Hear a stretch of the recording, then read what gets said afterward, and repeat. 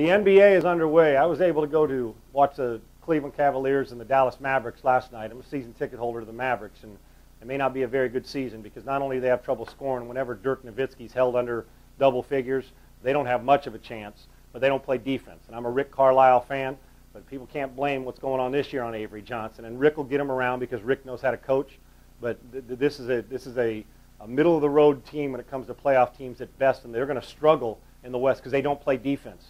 They don't have an inside presence on the offensive end, and at times they can do with Jop and with Dampier on the defensive end, but they're not a presence that's so much they're intimidating. You can score on them, and it doesn't just take your star.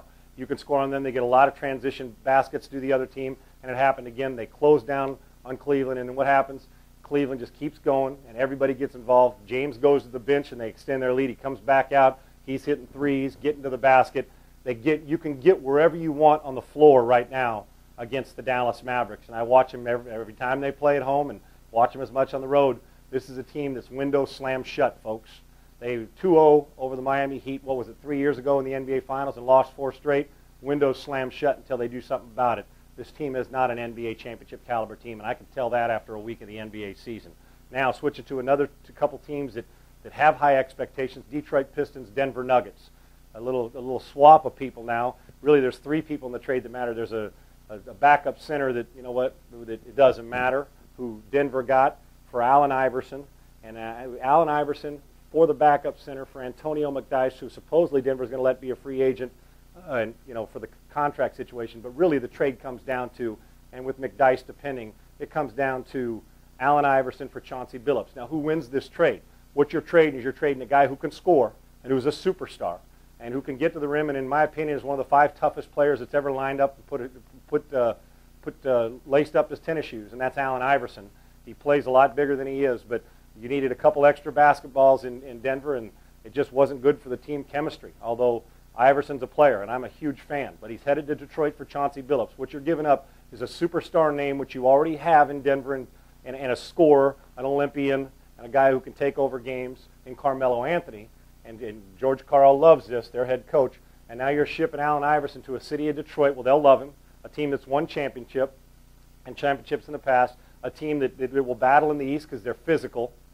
Allen Iverson fits that mode, but has been void of a superstar on the team that we say, ooh, superstar, can take over a game. And Iverson can get you 40.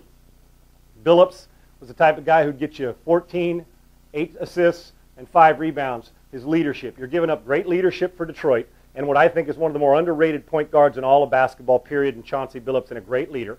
You're sent into a team who needs a calming effect and is a veteran, so Billups is going to have a better chance, I think, out west, even though the West is more brutal than he would in overall in Detroit, dealing with the Celtics and dealing with the Cleveland Cavaliers, because the Pistons aren't good enough to win an NBA championship. So you're getting more scoring now for Detroit and a superstar name with the recognition for Chauncey Billups. And while I love Allen Iverson, guys, I said beyond one of my favorites, I think Denver wins this trade. And I'll tell you why. Because Billups now, like I said, there's very few guys in basketball, and I've said it in the past, that can make a difference in a game when they don't score 30. They can take over a game. Billups has it in him. He'll play defense. He'll demand his players to do their thing, and he'll also put people in position. He will make players on the floor better. It's that simple. Great point guards do. I like this trade for Denver. And I do think it's great. I mean, for Detroit, they got a guy who scores, and when he's healthy and right, Allen Iverson will compete his butt off and probably going to love the change of venue, going to Detroit with some guys who understand and have championship experience. But it's going to be difficult. I think this is a good trade for both teams. I think the main thing is, though, that Chauncey Billups has got championship leadership qualities. The only problem is, I bet Denver wishes they were in the East because they'd have a better chance overall. The West is brutal, but with Anthony to score and Billups the setup man, I'm not so sure the Denver Nuggets don't make out better on this deal at this stage of their teams and this stage of their careers with the Iverson and the Chauncey Billups and where they're at. Love them both, but I'll take the leadership in this case. Denver Nuggets make themselves a good deal in the trade for Allen Iverson. So you think you can tackle a pro? There's only one way to find out. Click on fantasy at opensports.com.